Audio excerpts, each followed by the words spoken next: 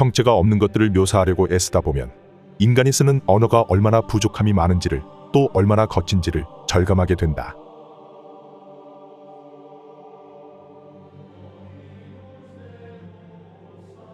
인간이 이 땅에 존재하기 시작한 이래로 인간은 초월적인 존재, 혹은 천사의 존재를 믿어왔다. 예로부터 천사라는 존재는 흔히 하얀 날개가 달린 모습으로 또는 구름 위에서 하프를 연주하는 모습으로 그려져 왔다. 또한 천사는 위험의 순간에 극적으로 나타나 인간의 목숨을 구해주거나 지혜를 필요로 할 때의 신의 메시지를 전달해주는 존재로 여겨졌다. 하지만 현대사회에서 천사라는 개념은 단지 동화적이고 신화적인 것으로 취급되고 있다.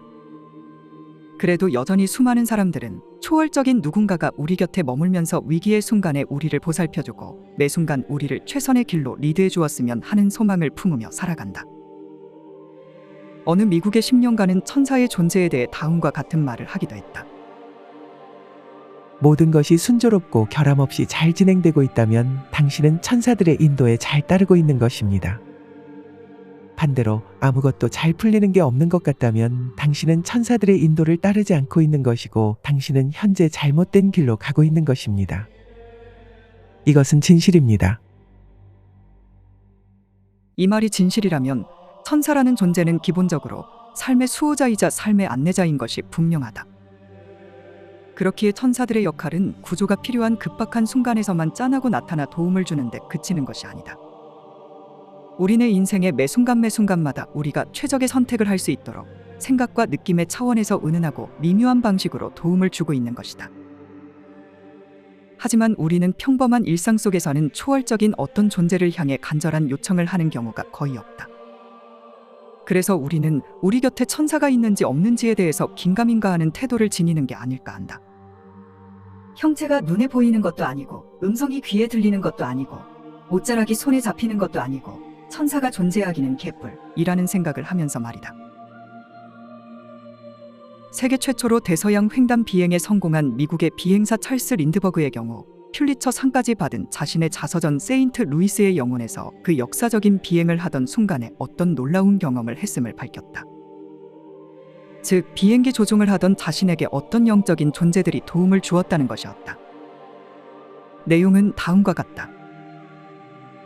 비행기 동체 안, 내 뒤쪽에는 유령 같은 존재가 가득 들어차 있었다.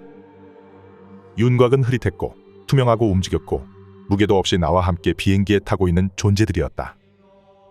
나는 한 번도 유령이 있다고 믿은 적이 없었다. 그러나 지금까지 그토록 오랜 시간 동안 나와 함께 있었던 형상들을 어떻게 설명할 수 있을까? 인간의 윤곽을 가진 투명한 형상들, 권위 있고 명료한 음성들, 그들은 내게 말을 했지만 그들이 말한 내용은 무엇이었던가?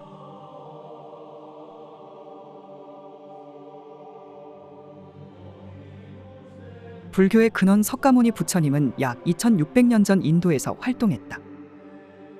석가모니 부처님이 설법하는 장소에는 그야말로 수많은 사람들이 자리했다. 부처님의 가르침을 듣기 위해서 남녀노소 빈부귀천을 가리지 않고 사람들이 몰려들었다. 그런데 부처님이 전하는 진실된 가르침들이 얼마나 주옥 같았던지 당시 설법 장소에는 심지어 하늘나라의 신들과 지상을 떠도는 온갖 귀신들도 참석했다고 한다. 불교 경전들을 살펴보면 각양각색의 인비인들이 가르침이 설해지는 장소에 참석했다는 내용이 나온다. 인비인이란 사람인 듯하면서도 사람이 아닌 듯한 영적 존재라는 의미이다. 혹자는 그것을 부처님의 위대함을 강조하는 장치일 뿐이라고 말할 것 같다. 하지만 일찍이 석가모니 부처님 또한 이 우주에는 하늘신들과 귀신들 같은 영적 존재들이 있다는 것을 분명히 인정했다. 부처님의 가르침에 따르면 온 우주에는 크게 6종류의 생명체, 즉 6종류의 중생이 있다고 한다. 지옥, 아귀, 축생, 아수라, 인간, 천신이 바로 그것이다. 이 중에서 천신, 즉 하늘나라의 영적 존재들은 6종류의 중생 중에서 가장 우월한 중생이다. 천신, 즉 하늘나라에 사는 영적 존재의 모습을 상상해 봄에 있어서 누구나 친근하게 생각하는 천사의 이미지를 활용해도 좋다. 천신과 천사는 이름만 다를 뿐 인간의 눈에 보이지 않는 영적 존재를 똑같이 가리키고 있다. 기독교의 천사들에게는 계급이 있는 것으로 알려져 있다. 불교의 천신들에게도 마찬가지로 계급이 있다. 석가모니 부처님의 설명에 따르면 천신에게는 무려 28단계의 계급이 있다고 한다. 즉, 불교의 세계관 안에서 다뤄지는 하늘나라에는 무려 28단계가 있다는 것이다. 이 28단계 계급을 다시 세 가지 층으로 분류할 수 있는데 1층은 욕망의 하늘나라 층이고 2층은 형상의 하늘나라 층이고 3층은 순수정신의 하늘나라 층이다. 위로 올라갈수록 더 높은 수준의 하늘나라인 것으로 이해하면 될 듯하다. 아무튼 이 인간 세상에는 천사와 만난 사람들 혹은 천국에 다녀온 사람들이 참으로 많았던 모양이다.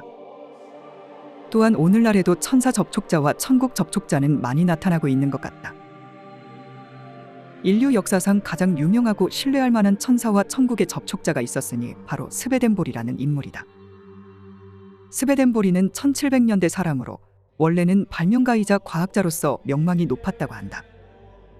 그런데 53살이 되던 해에 갑자기 영적인 세계에 드나들 수 있는 초자연적인 능력이 발현되었다고 한다. 이후로 무려 28년 동안 계속해서 자기 집 안방을 드나들듯이 천국을 방문했고 천국에 사는 천사들까지 만나서 많은 대화를 나눴다고 한다. 이를 통해 얻은 생생한 경험과 삶에 대한 주옥 같은 깨달음을 자신의 많은 저서에 남기기도 했다. 재미있는 것은 스베덴보리가 남긴 기록에 따르면 그가 방문한 천국 또한 크게 3층으로 나뉘어 있다고 한다. 이것은 불교에서 하늘나라를 크게 욕망의 하늘나라와 형상의 하늘나라와 순수정신의 하늘나라로 구분하는 것을 연상시킨다. 스베덴보리가 남긴 기록을 살펴보도록 하자.